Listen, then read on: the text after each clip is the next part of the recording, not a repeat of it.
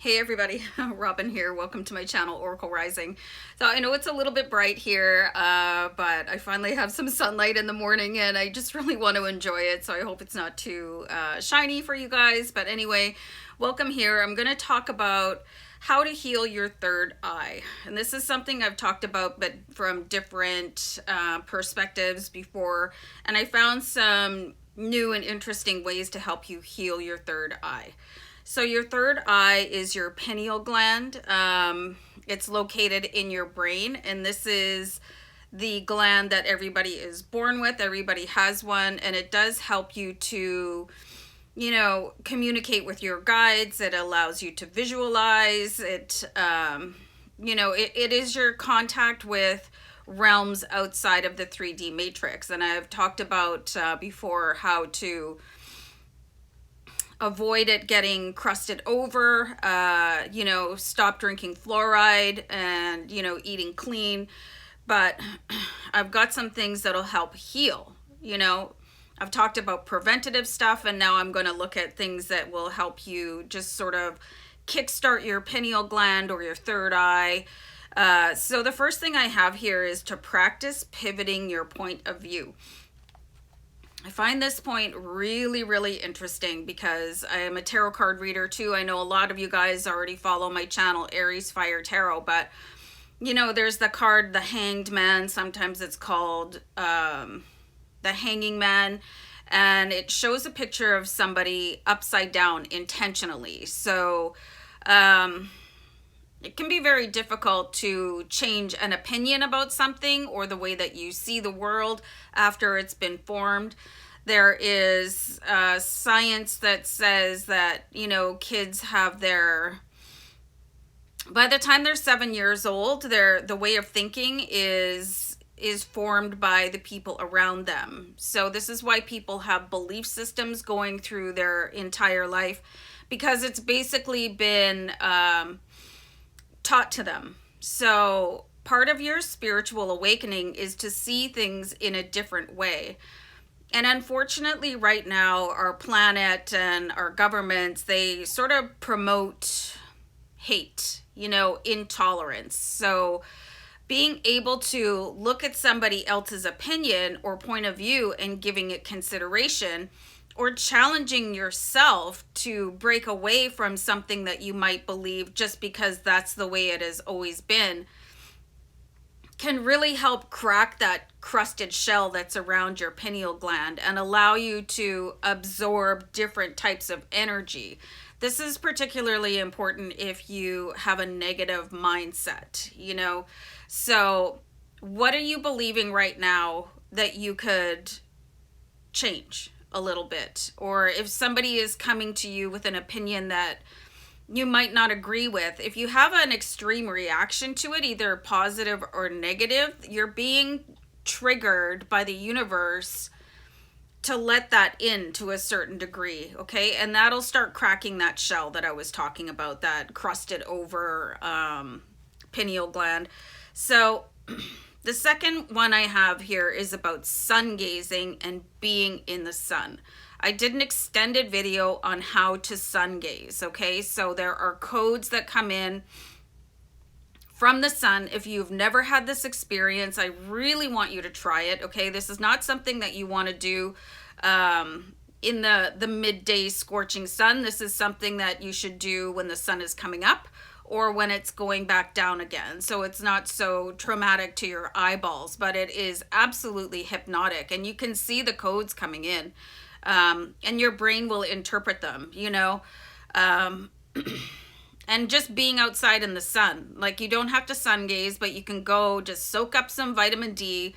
You can do this anywhere, if you're in the city, I don't know, just try to find a green space, or if you have a balcony, if you can get outside and just really enjoy the sun's warmth. The sun makes everything grow, you know what I mean? So it will make you grow too, and it'll help heal your third eye. This is, sometimes people call it your third eye chakra. So if you're feeling like you're stuck or you're not seeing the visions that you want to see, your perception is clouded. These are things that you really want to try. And I love the sun. I can only take it in small doses because I have Irish heritage. And I go from being incredibly pale, which is my normal skin tone, to being a bright red. So I have to be very careful. So be mindful, you guys. I'm not a really big believer in SPF. I think if you're going to plan on exposing yourself to the sun for that long, you should be taking other measures like wearing clothing or sitting under an umbrella or something like that.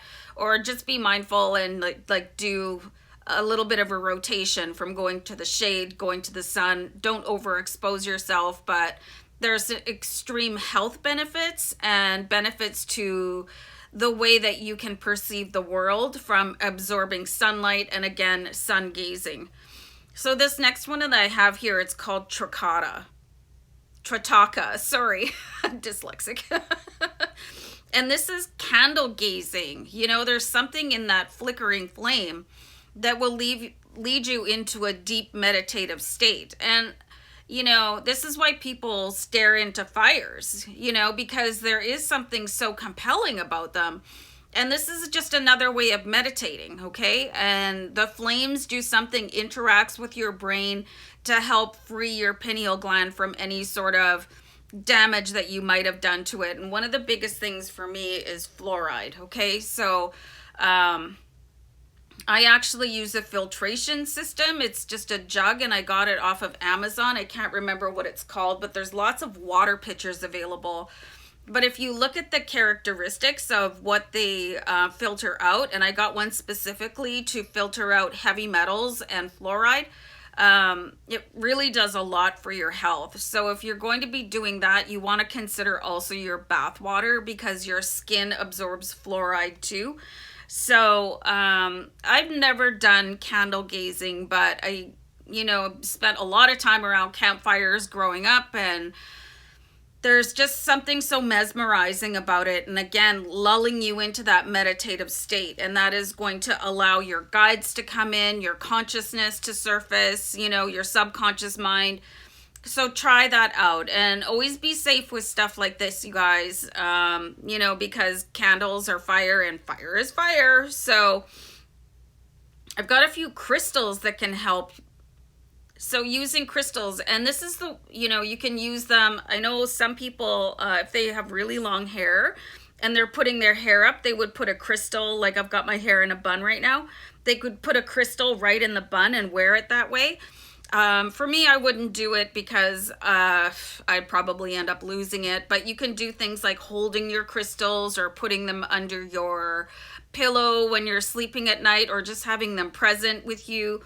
And the three crystals that I found are lapis lazuli, and I'm not sure if I said that right, and amethyst and labradorite. Boy, that's a mouthful. So there's many ways that you can use crystals to help heal your third eye. And it's important if you are a crystal user, that sounded horrible, to charge your crystals underneath the full moon. So you could put them on your windowsill, or if you have the opportunity to put them outside, because the full moon energy will recharge your crystals, because the crystals are giving you energy. So you got to take care of them.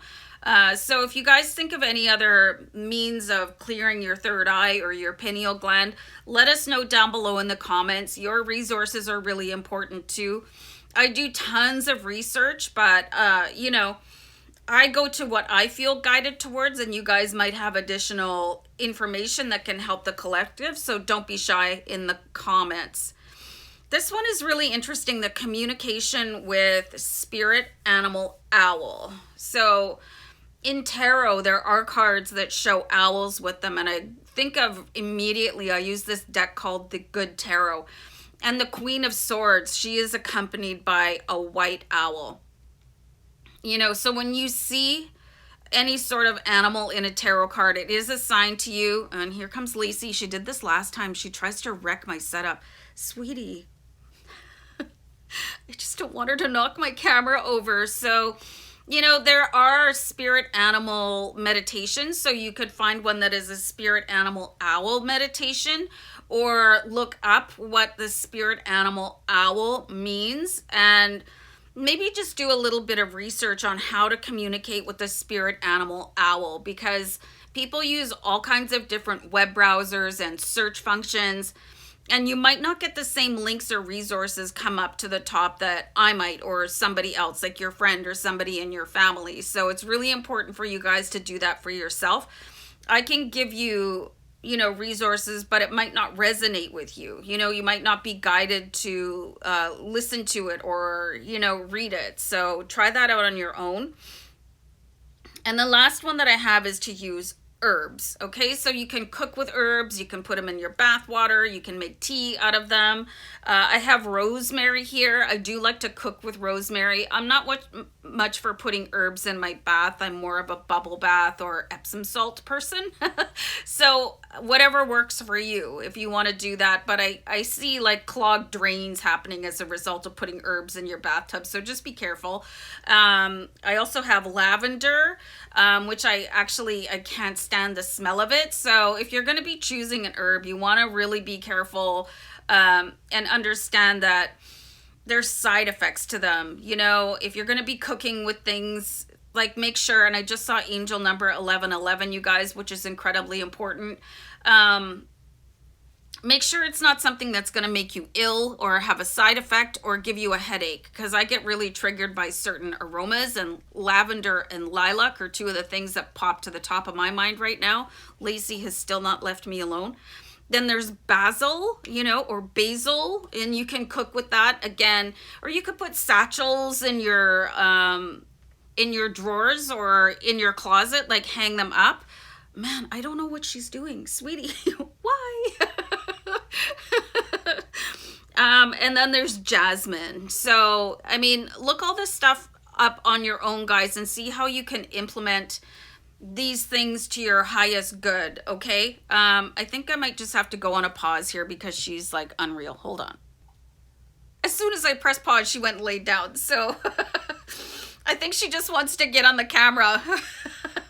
So anyway, rosemary, lavender, basil, and jasmine. And there's probably more. So do your research yourself, guys. I'm here to help you find the thread and then pull it. Everybody's journey and destination is a little bit different, but the third eye is really one of the keys in breaking through to higher levels of perception of the universe and seeing different realms and different guides and a sense of freedom and, finding your calm space. And it's just such a integral part of breaking free from the 3D matrix, which is why I created this channel in the first place, is to help you guys break free from the chains of the 3D matrix. So again, I'm going to recommend if you guys have not seen The Matrix, which is a documentary, not a movie, even though it's a movie, you should go ahead and watch that, because that is the epitome of the journey of breaking free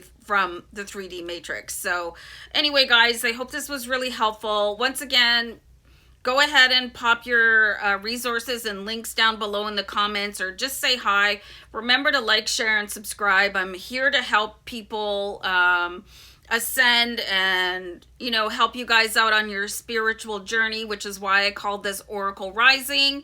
And again, I got Oracle from that movie, The Matrix. So anyway, guys, I'm at risk of babbling here, so I just want to send you love and light, many blessings. Namaste. Okay, bye, guys. Bye.